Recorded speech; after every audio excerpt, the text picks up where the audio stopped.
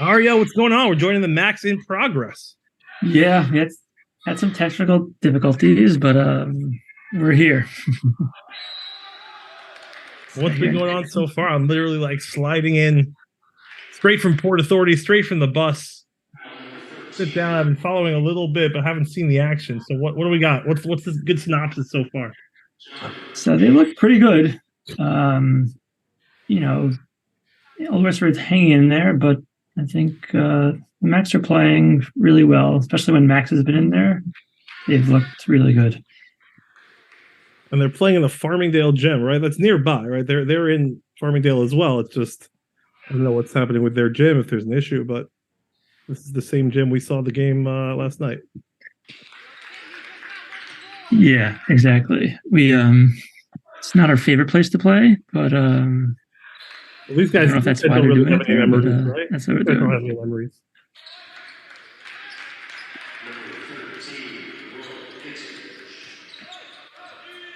By the way, the PA announcer is having that same issue with Zevi's last name. We got Semet. Submit, yeah. Zevi Semet is Submit. going off. Yeah. What do we got? Who's leading scorers so far? And who do we got to watch out for on Old Westbury? Let's check. Zevi is 18, 18, and then Roy is 14. Max is 8. Owen has a couple of threes as well. Old Westbury, they have two guys, Park, number 5, and Smith, number 10. They each have 10 points. I mean, this is not a high-performing team. This team, I mean, in all likelihood, even though I believe it's their first Skyline game, correct? These guys are going to end up probably in the bottom third, I would assume. You would assume, yeah, they haven't won yet, so.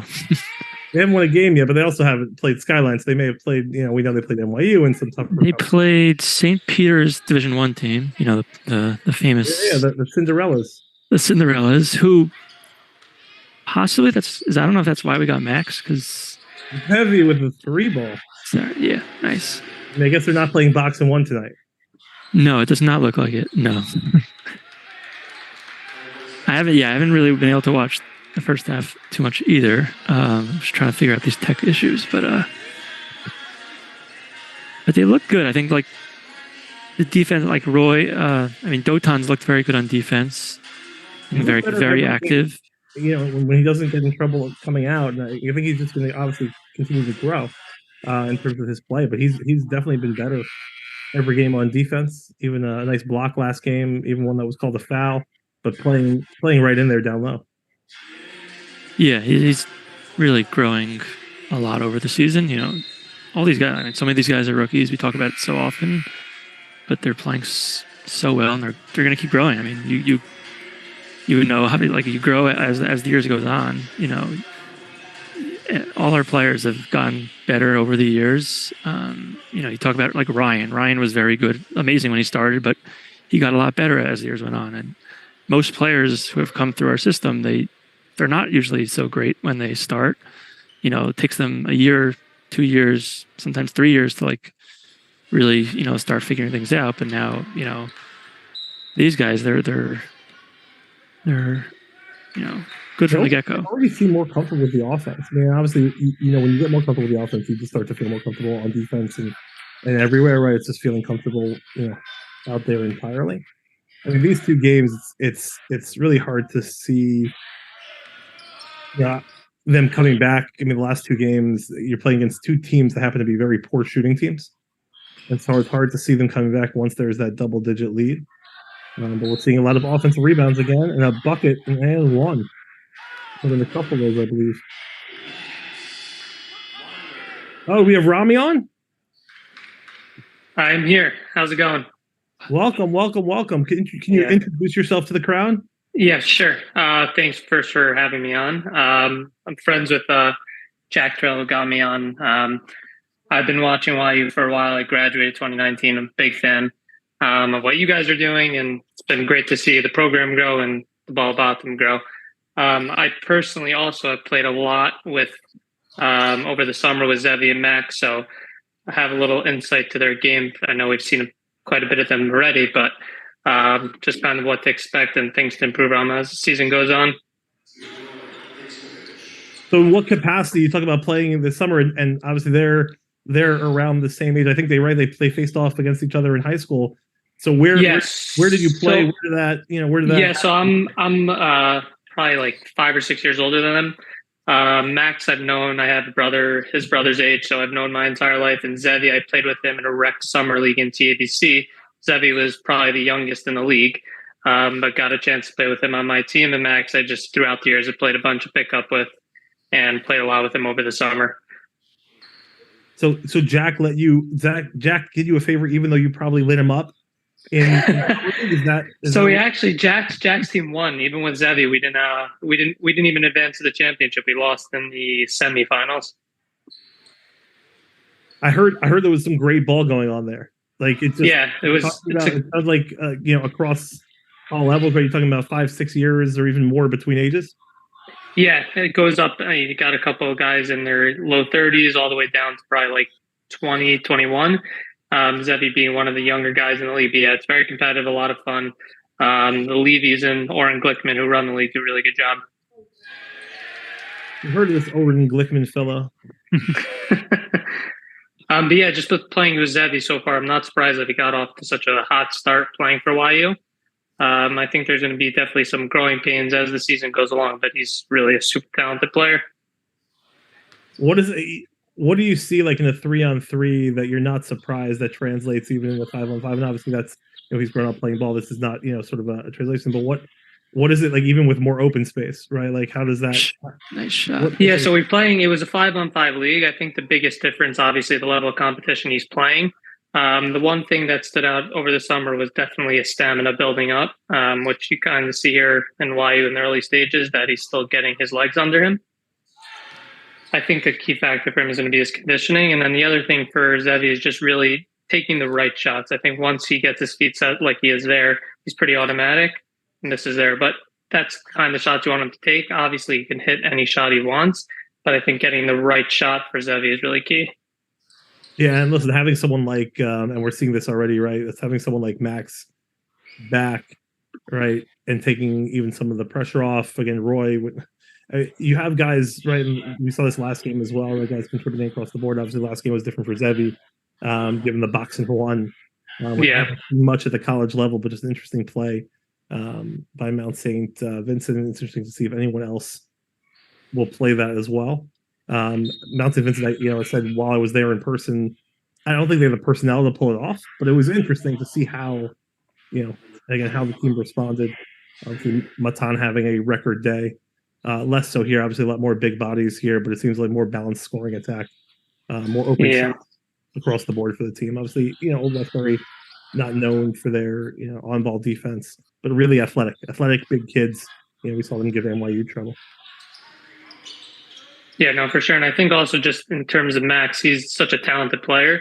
I think I've been watching YU religiously since 2018. I think he's probably their best driver of the basketball from the guard position that they've ever had.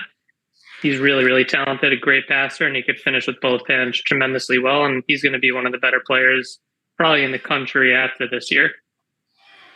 Yeah, we were talking this morning about how have we had a true point guard, of Max's caliber in the last, it's been a while since YU's had that. Even, these great, unless you want to consider Ryan Terrell, I guess. Technically, he's a point guard, but that's not forward. He's more of a point forward. I'm thinking in terms of a classic point guard, we haven't really had, the last few years haven't really had a point guard. I'll tell you back in my day of the narrow window, but back we had a great point guard named Jackie O'Gary, who was, I think he was one of the tops in the nation in steals. Shot a great percentage, but really one of those true point guards. Again, different style offense, more looking for Yossi Gev down low, but be able to hit that jumper. But again, true point guard. I know there was a couple other guys that fit that, but you're right. It has been quite a while, and it's interesting to see sort of, right, you might imagine hey, it's not so necessarily in this system, but it absolutely seems to, at least, again, the caliber of Max Zachtime or Zachtime, as Ari Lamb has called it. you see what it does, right? It sort of electrifies. It picks up the pace, and it makes the defense collapse in the middle, right? We talked about no middle last time. You see a lot of times those drives now trying to go to the middle. Yeah, his athleticism is really going to pop. Sorry. Yeah, I think like defense, I think that's going to be a big deal because I think over the years, like what we've struggled with a lot is those like small, really quick guards, like think of Santos and Farmingdale, like just like blows by us and gets to the middle. And that really, I think as Benji was explaining the other night, like that kind of like ruins the whole defense if you get to the middle. Having him, on defense is going to be huge, I think. Yeah, his man-to-man ball defense is really good, but I think really on the offensive end, at least from what I've seen in the past 5 to 6 years of YU, just in terms of his athleticism, I've never really seen anything like it that YU is in that position has had. End to end with the ball in his hands, he's going to be incredible, and also just the kickouts that he's going to have to Zevi, because when Zevi's set with his feet, I've seen him hit in warm-ups 90 out of 100 threes when he's warming up before summer games. It's incredible. So if his feet's set and he's taking the right shots, they're really going to be a dynamic duo. Yeah, it's really exciting. That's saying, obviously, we've seen Zevi create. It's almost like you're saying, and Major, you feel from what you've seen, right? That's all well and good, and he can hit any shot. But when he's set, it's really where that's where it's so pure that it really has that potential to be in the high 50s, 60s. Exactly. And his shot preparation is like so elite that really he can get any shot he wants at any time. But he's always going to take 20 shots in a game. And when he's taking, like what you're saying, what I was trying to get out there is when he's taking the right 20 shots in a game, he's going to be so efficient. I think that's obviously what he's going to need to learn throughout his freshman year, what shots to take, what shots not to take, because he can make everyone so much better. Like what they were referencing in the box in one last game. When he wasn't pressing, it led to Matan Zucker, career night. So as long as he's taking the right shots and not forcing anything, he's going to be an incredible player and help the Max and being a better team. Yeah, it's interesting. The outside. I mean, Ariel, what do you feel like again with when Roy's on and hitting those mid rangers, right? And we got Max penetrating. It's almost like it opens up not just for Zevi, but also for Oren, right? And others off penetration or even off being able to see the collapse of the defense in the middle when he's hitting those shots. I mean, Roy is 9 for 11 tonight from the field. Yeah, no, it's an open up and everything. Also, it'll take off the pressure from Matan. He's been ball handling probably more than you'd want him to. Having that ball handler, just getting it out of Matan's hands, he can do more, cut more, which I think that's where Matan sometimes could be really good. That'll also just open things up. It's really a different team with them. It adds another scoring option. You could rest Zevi a little more. We said he's he's working his conditioning. You could leave. You have Max on there with Roy. That's enough scoring. And maybe Oren. You could sit Zevi more a little. Rest him a little more to get him. Playing at full potential. So it really just opens up a lot of It really helps so much that you have him. Hopefully Landa's okay. It looks like he's banged up. So Rami, you said you've been watching the Max religiously since 2018. What got you just again student there, got involved, play ball? Like what was? Yeah, so I was a student there from 2015, graduated in 2019. I had a few friends on the team years back. I played ball in Frisch for 4 years, so I always loved basketball. And just when Elliot came to YU, it was the whole program kind of changed, and it was exciting to go to games and just stayed watching throughout the years.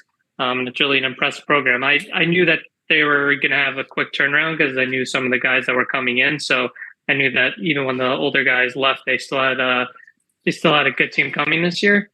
But yeah, it's just been really exciting to see the program grow. And that's kind of just why you grad following the team.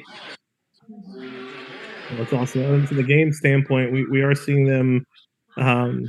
Just in this game in particular, right? It doesn't seem to be the firepower as we see Zevi. Yeah, nail again. Another. It's night. way too open. I think there's obviously a bigger guy there, but not closing out. Yeah, catch and shoot. This guy's going to be shooting 60 to 70% from three on open looks like that. And he doesn't need a lot of time to get it up. I mean, It's just really quick and right up into the shooting position. Yeah, with Max, he's going to have such an easier time creating his own shots right now. Nice pass. There we go. Yeah. Waited for him a little bit and then nailed it. Same spot, back to back, same spot. Yeah, it's almost like, I mean, he's so good off the dribble also with shooting threes, but almost with his feet set, like I was saying before, he's pretty automatic. Those are really the shots you want to get. And I think within the YU's offense, and now with Max being, he should be able to get those pretty easily throughout the course of the game. Well, he's got 27 in 24 minutes tonight. Wow. So. What's the record? What do we hit on the 40-point game? How many threes? Was it 8 threes or more? I'm trying to remember. It sounds 8 or 9. I think it was 8. I think it was definitely 8. I don't remember, but he's at 7 already tonight, shooting 7 for 13 from 3-point land, 10 for 19 overall. I think one thing also is definitely he has the capability of being a really good defender. He just has to work at it.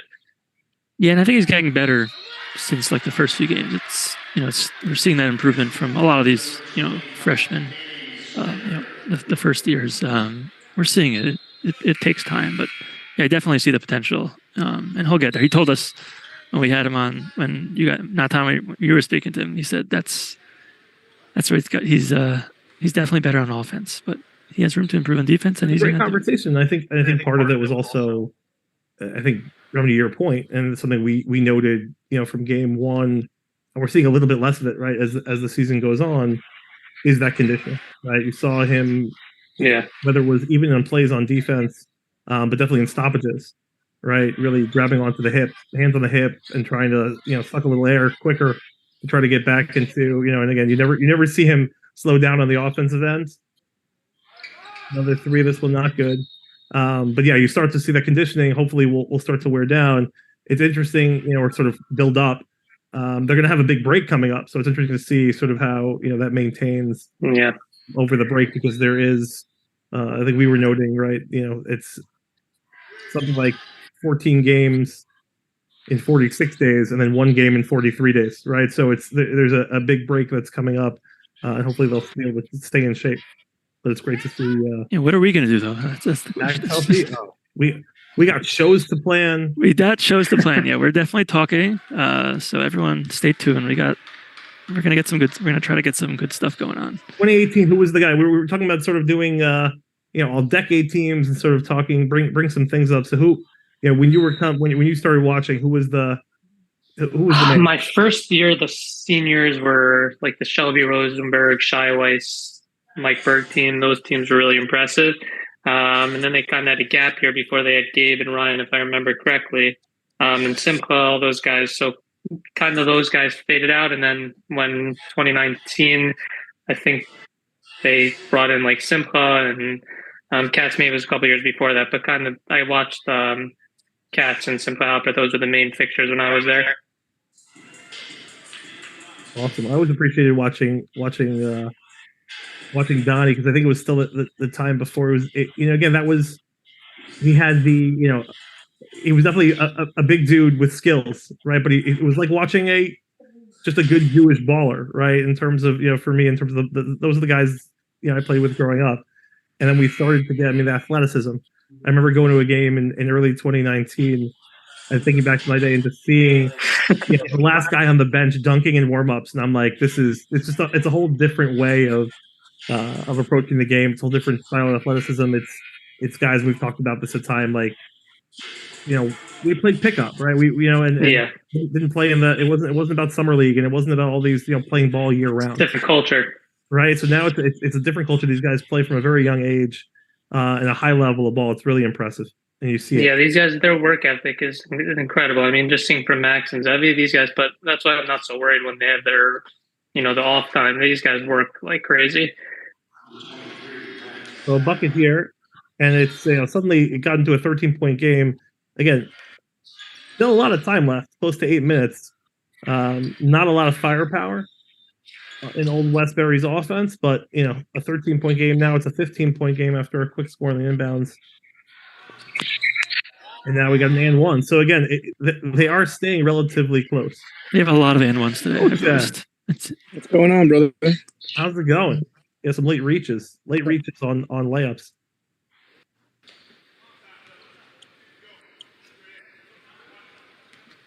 What's going on, Moshe? You joining us? Have you watched some of the first half? I got a couple minutes in the. Can you hear me? Absolutely. I caught the end of the first half. I got all the second half so far. I did not get the beginning of the first half, so I didn't see us jump out to a lead. But it's great to see Max in there. Zevi for 3. Another 3 ball, and that's 8. So we got to go back. I got to go back and check the. I'll check. I got that. I got you. Which game was that? St. Joe's, Brooklyn. Yeah, I think that was the first home game coming back off of the trip. So yes. Okay, so let's see. Zevi. Yeah, that last shot. Hit 11 threes. Hit 11 threes. 11 threes. My bad. Okay, yeah. 11 threes. Okay, we got some time. We got some time to get to, but yeah. 7 How minutes many left. shots does he have tonight? What's his? Let me check. 32, I believe, with eight threes, or he's 12 for 23, 8 for 15, and 3. Oh, he's got shots like that also. Whoa, is he okay? Yeah. Yeah, I think we're maybe a play behind in the broadcast. We're going to see it here. My bad. No, it's all good. This is mostly your fans. It's a big man. That's a nice hit from the big man. He looks okay. Yeah, yarmulke protection. Yarmulke, yeah, I was going to say, yeah. The big yarmulke. Yeah. Exactly. That's where it comes in. Was it mentioned last time that if they ever have trouble, I think Ari said if you ever have trouble finding. Yeah, because last stream, it was really hard. I wasn't on, but I was like in the Zoom. It was really hard to like see who everyone was. But for Zevi, he had the big yarmulke, so you could tell, I think most of Moshe's fans are surprised that he doesn't talk and tweet. That he actually at the same time. Like people just expect you to tweet every time you. Hard to tweet during a game. I think you could do it. What just happened there? Why did that? Was it no attempt? Yeah, just missed that. It seemed like he went on the line and they took him off the line.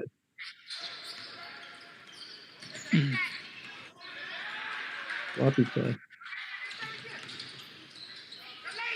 So you guys were on since the beginning of the second half?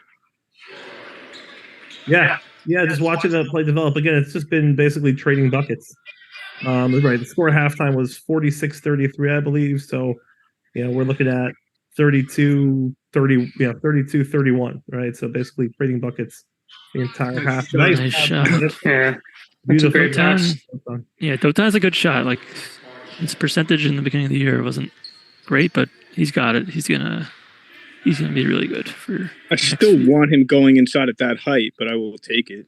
Oh, I think I would hope that would come. He's rebounding, things like that. I think it'll come. I think there are way more opportunities coming off the breakdown of the defense, right? With Max. For sure. So we didn't see a lot of nice pass. Oh wow. Other than back cuts, we didn't see a lot of penetration and easy layups right off the handoff. So I think Dotan will help, and Roy as well. We'll get some more of those with Matan, who's the one who's been on the receiving end. Nice gamble and Matan. Max down there for the board. Nice to see. Yeah, he's had a couple of strong, strong on the boards. Zevi has 7 boards tonight as well. How are we doing on rebounds? We're up on rebounds. Orrin had that one block. I was really impressed. Orrin had a quiet. I mean, he's really the second half. He hasn't had, I think, as many opportunities in terms of the offense. But he came in. I think he finished the first half with 6 points, 5 assists, and 4 boards. He's still sitting on 4 boards. He got 2 more assists and he has 8 points. But he was trending his way to a nice double-double, possible triple-double.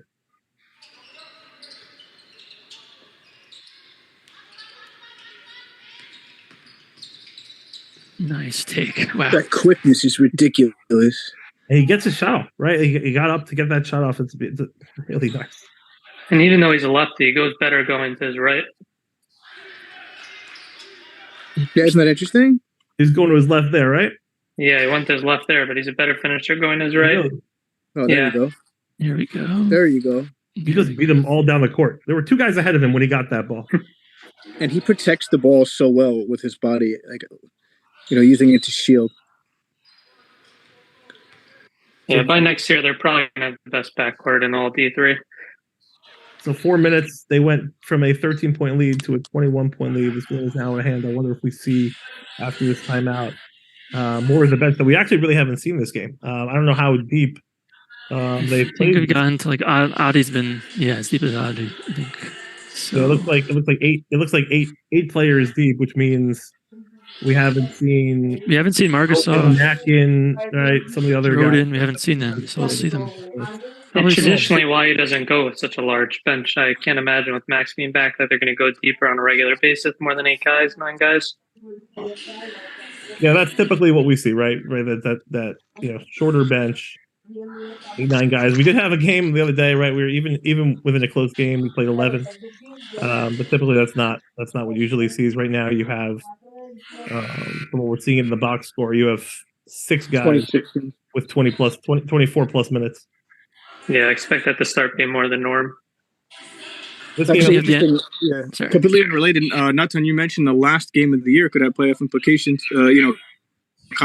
Championship implications versus Farmingdale. I think usually they would schedule a weaker team on that night because it's senior night. I was actually surprised that they scheduled Farmingdale then. I know we're not graduating. It's Farmingdale senior. It's at Farmingdale.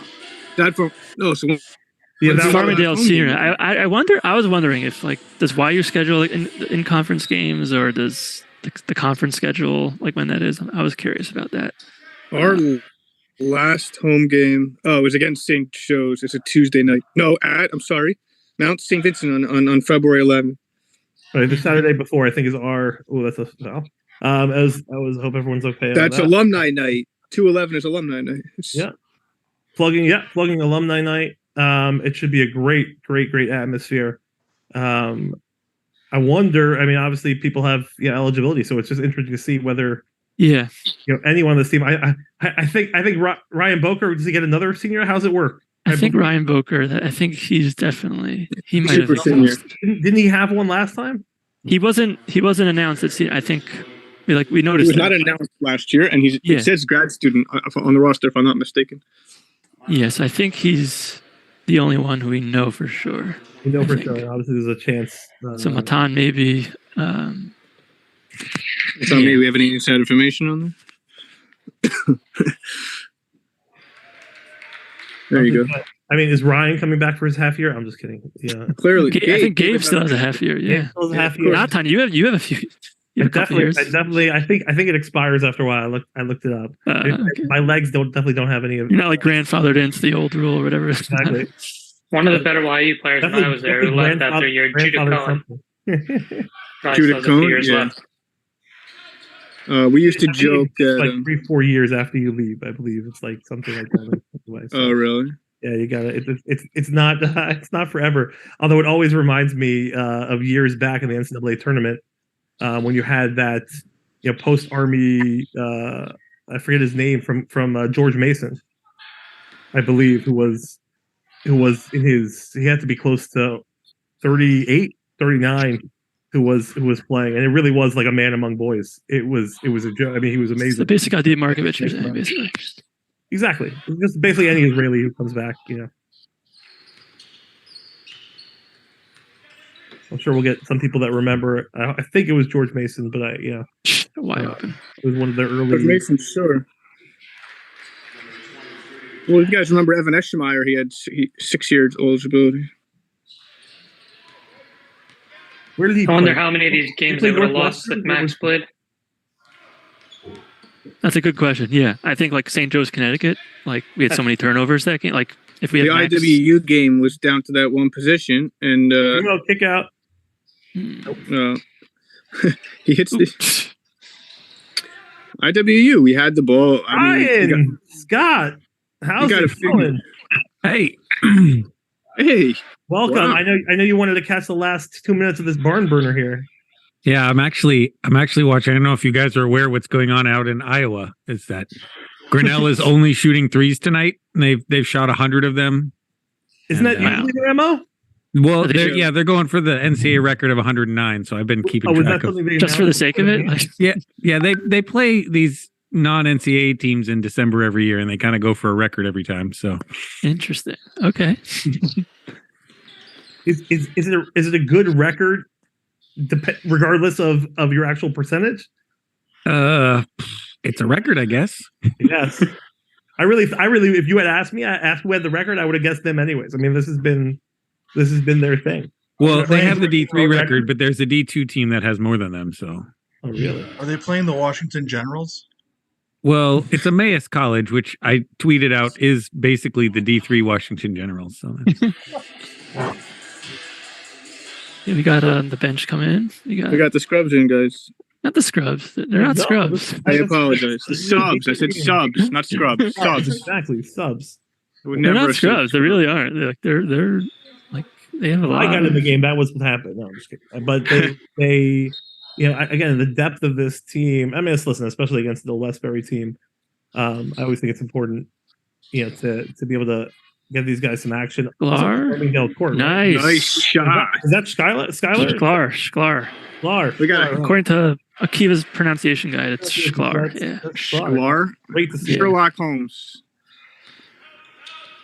We need a nickname for Ari.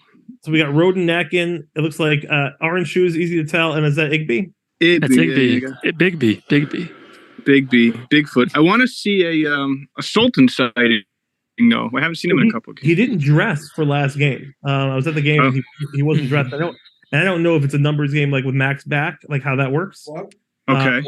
Injured, but no, it'd be interesting to hear what happens to that. Anything else, Ryan, happening? I know there've been some good matchups. It wasn't so much top 25 action. Some good late game. I think I forget. Latorno and Pomona Pitzer is on later tonight, but Latorno and UMHB, they're at halftime right now. Yeah. Oh, they're at halftime. Yeah. Any other highlights from tonight's action? Yeah, we have to check up the scores. I don't think they have the live stats up. Stevens Point and Trine is playing. I think some people are interested in that one. A lot of ASC games tonight down in Texas, so that's kind of the big one. What's a conference that's sort of like a little bit surprising this year that may be better than usually see? Some of them it's hard to tell. Like I think this ASC is pretty good. But they get to play so few non-conference games. It's often hard to tell how good they are till they get into March. I mean, it's weird to say that. Like, I think the WIAC is actually even better than we thought they were in Wisconsin. They're going pretty deep with some really good teams up there. Right, they're always basically trading off. Right, as one of the top threes. Right, they're usually one of the very best conferences, but I think we kind of felt like it was two teams and then a drop off this year, and that's probably not true. The UAA Ryan, is what are also. your thoughts on NYU? Yeah, I was gonna say, what's your thoughts on NYU? You saw. Thank you, Ariel. I mean, they obviously looked really good. And they got a ton of talent, and I hope they're good. I think that's good for everybody when they're playing well. But there have been so many years that they do this same thing and they beat a bunch of teams in New York by 25 30 points, and then they just get trounced in conference. And so I want to see them play a couple of weekends of UAA before I really jump on the bandwagon there. Which is fair. I just gotta say, like, no one's beaten YU. Like, it's been many years since someone did that to YU, and we've seen this. Like they were hanging in with IW and St. Joe's, Connecticut.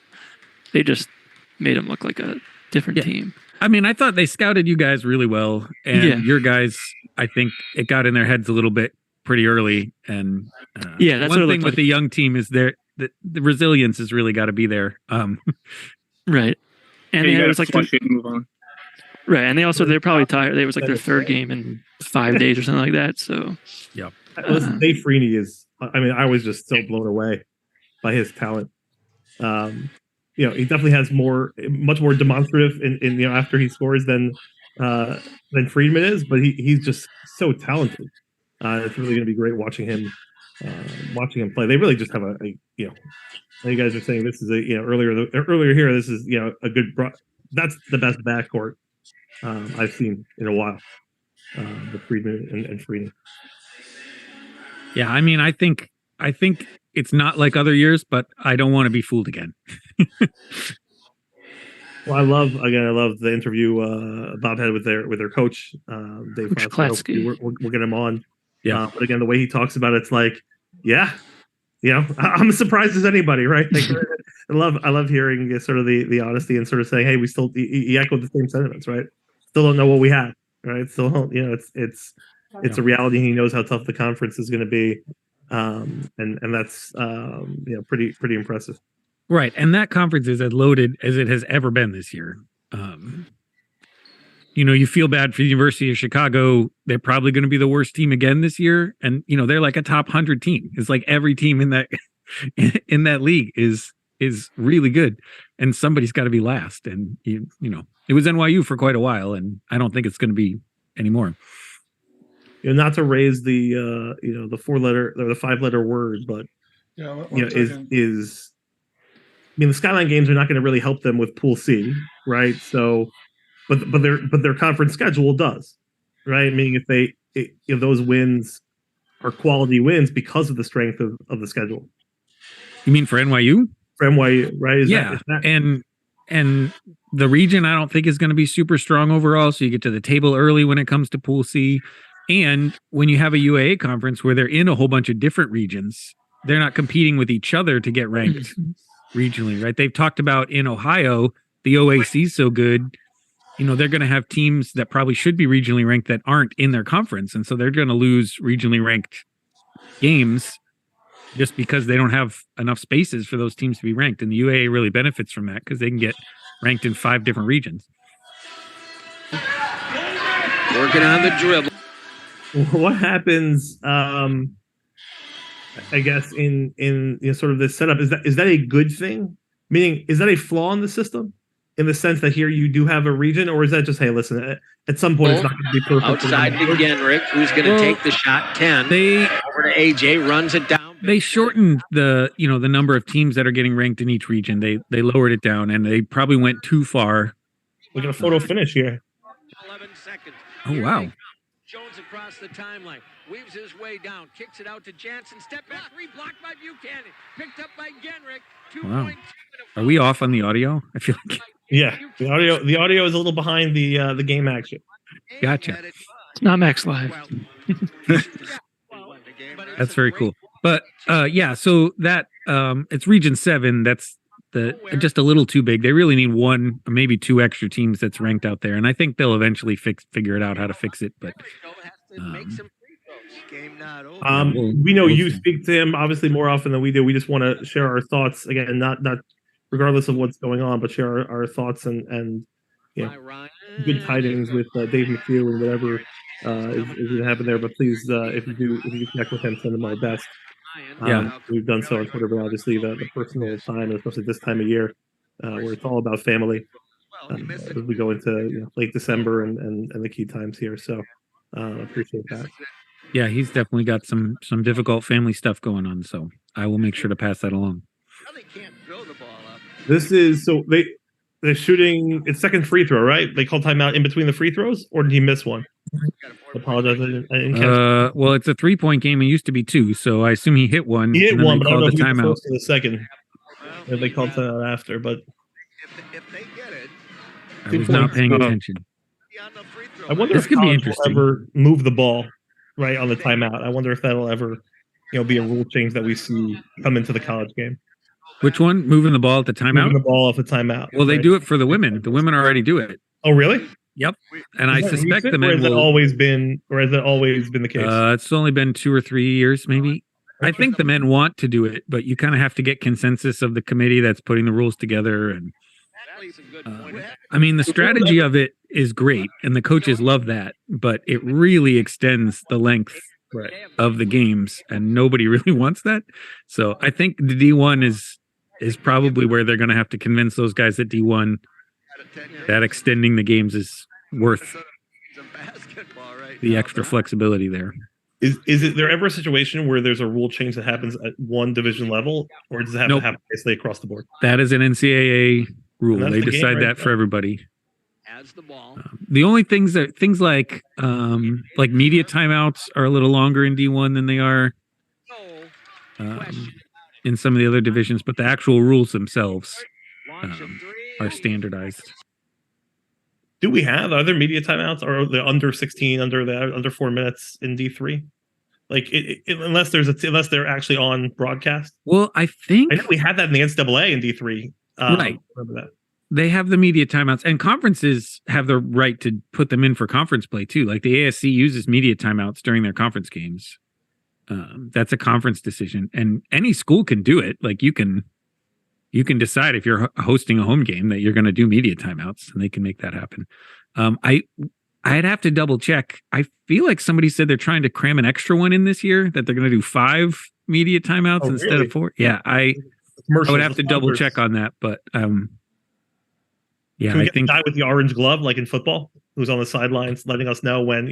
There is a guy, the fourth official who wears at the scores table, who wears the stripes, is the one keeping track of all that stuff. So very cool. Look at that. That's usually not an actual official. It's usually somebody from the host school that wears the shirt, but yeah, they do have somebody who manages all that stuff. I thought they were just leading the Tour de France. I did not. Yeah, I was not aware. That's good facts. Yeah, I like that. As sort of we wind down here, what most schools are going to go into break soon.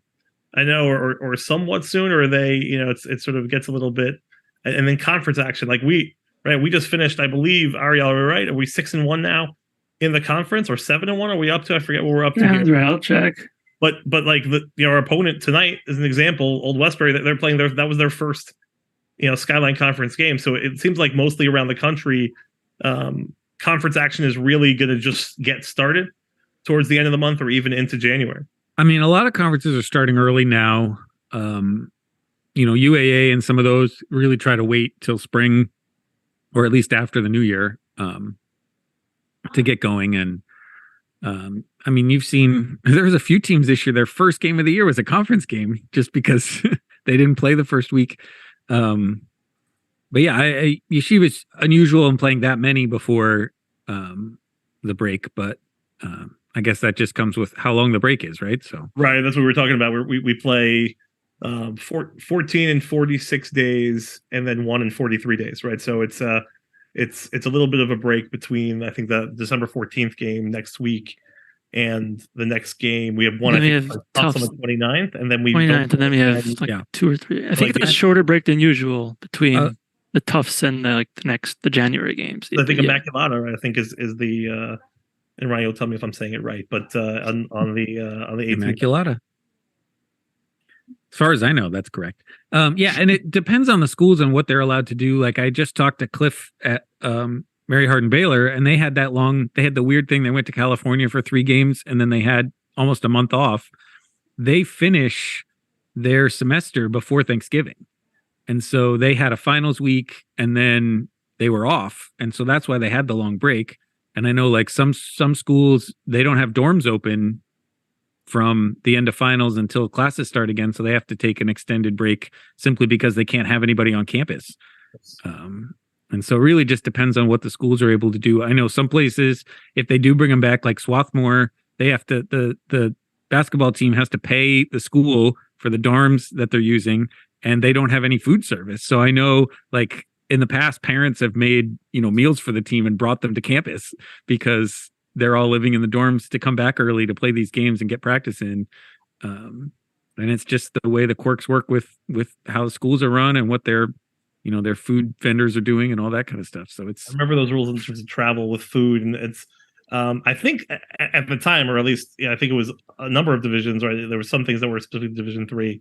But this, I think what you're talking about here, right, is specific to Division 3 in terms of, because they can't take a benefit, or is it? Well, no, it's not the benefit. It's just what the school will do. Like, there maybe their insurer is saying you can't have anyone in the dorms from this day to this day, or, they've worked out the cost. And if you have, it'd just be like if you brought, sometimes the fall sports come back early, right before class starts. And often the athletic department will have to pay for those extra days in the dorms or the extra meals in the cafeteria because they're not in the standard package that tuition covers, right? And some schools can do that, some can't, some don't even have the option to do it just because the dorms are completely closed. And so and then once you're in the dorms, do you have food? How do you manage all that?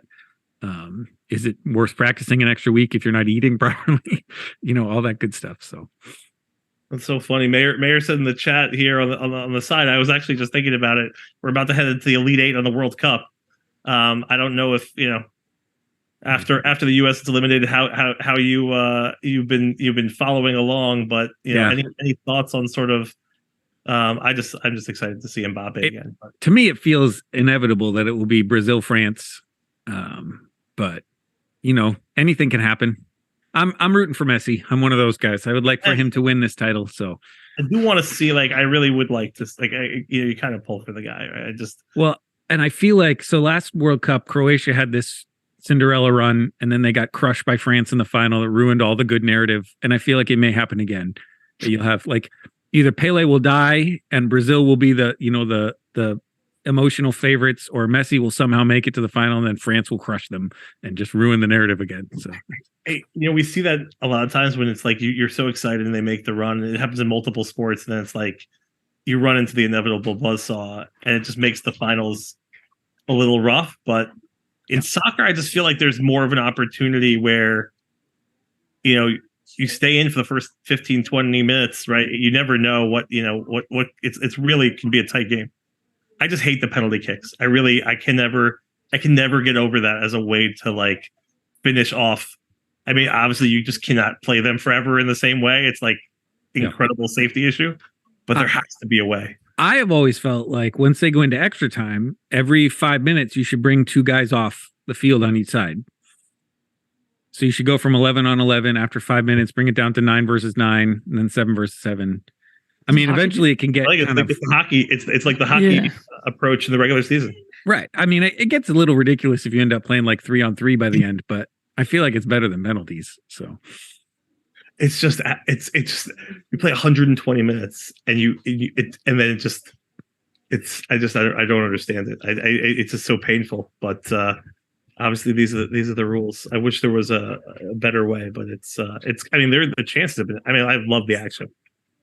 Yeah. It's been a really fun World Cup, and I don't know how much work I've gotten done during the day with all the games on at the daylight time, but I'm a little happy, even though we could have recorded it. I tend not to do it in sports, so I was, we were saved, the U.S. game being on Sabbath, so we were saved from, watching. Although I was really, really, really, really praying hard that we, come offline and see some really, really good news.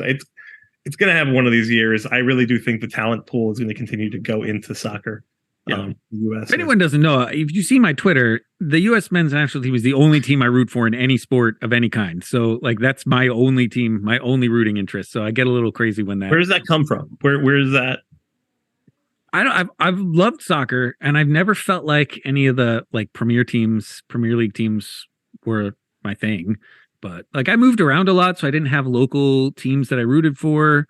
I was real big on the Yankees growing up, but then some of the steroid stuff, I kind of got away from baseball. I haven't watched any baseball in years. It just kind of, I'm a big numbers guy. So once the records didn't make a lot of sense anymore, it was harder to watch. And and then I just never had a team. We moved around too much. And so I really glommed onto the national team, and there's not too many games, so you can kind of build your schedule around it. They might only play 20, 25 times a year.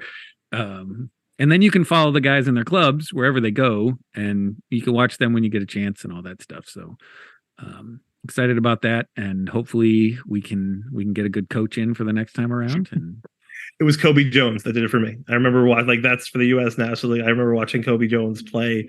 And it had to be probably in the early 2000s or the late 90s or whatever it was, those teams, and just watching those guys play, it was just, I was hooked.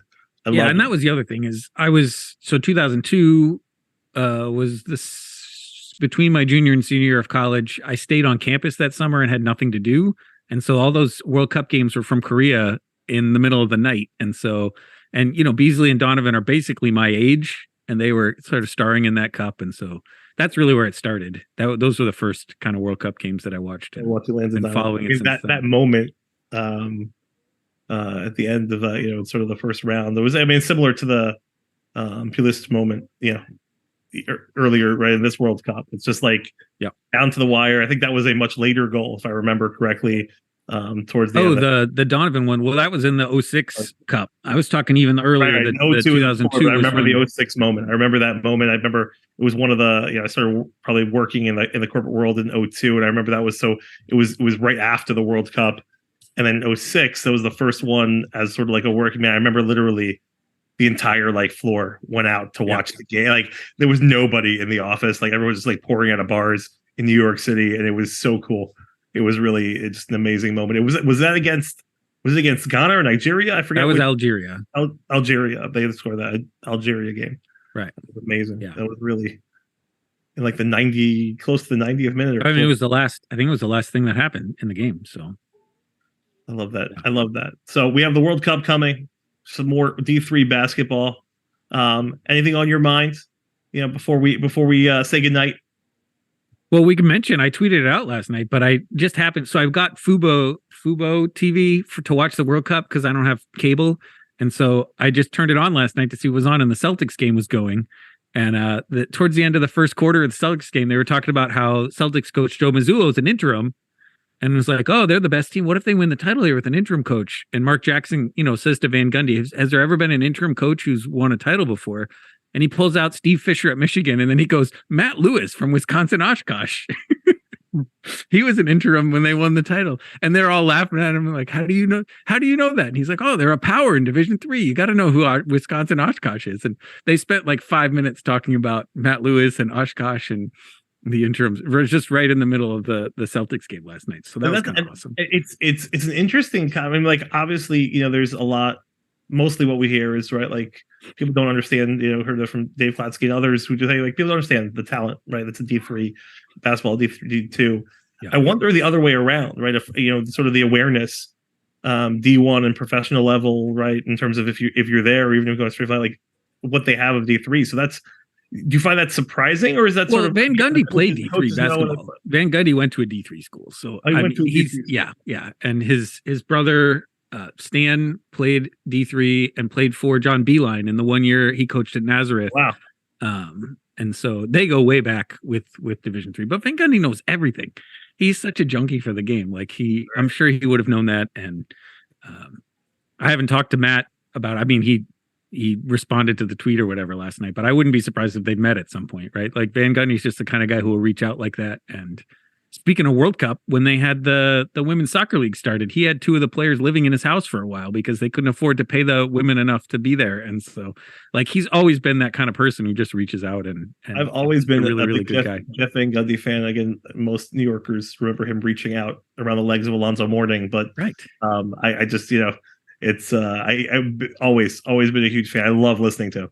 Yeah. I love listening to Mark Jackson too, to be honest, but Jeff Van Gundy really is like, I love hearing him talk about the game. It's fantastic. He's a wonderful guy. Definitely a D3 guy. He pays attention for sure.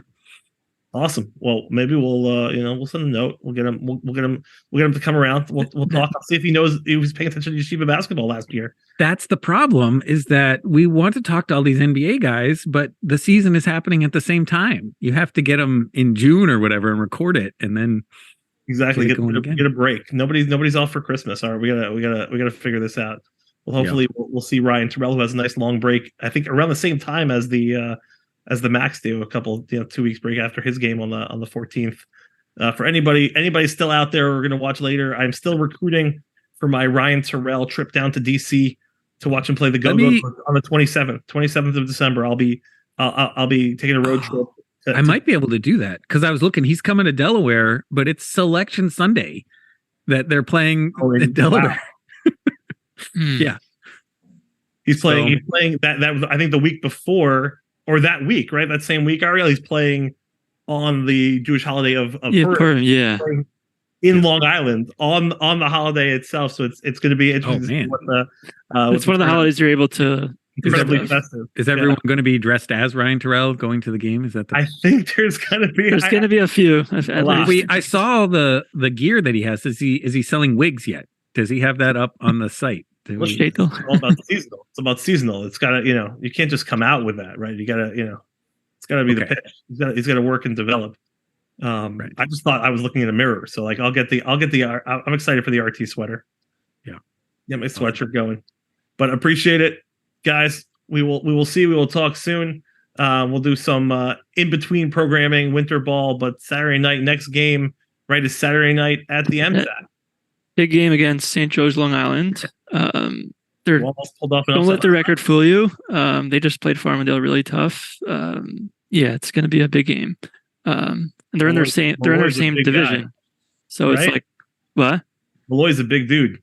He's a big dude. Yeah, but they have guys who could shoot. Their record's not great, but they're better than the record, I think. And they beat us last year with pretty much the same guys, although one of their top players is injured. You know if Tabata's coming back or if he's back. I haven't heard. I'm not sure. If he's back, then they're going to be definitely dangerous. But yeah, I would. It's going to be a big game because if we lose this game, then we might not even get a home playoff game if depending on how things come out. So it's very big because they're in our division. The way the Skyline seedings work out, it's a whole convoluted system. But this is a big game, and I think we're going to hopefully have a host game show. That's the plan. We'll see who's going to be on, but yeah, it should be exciting.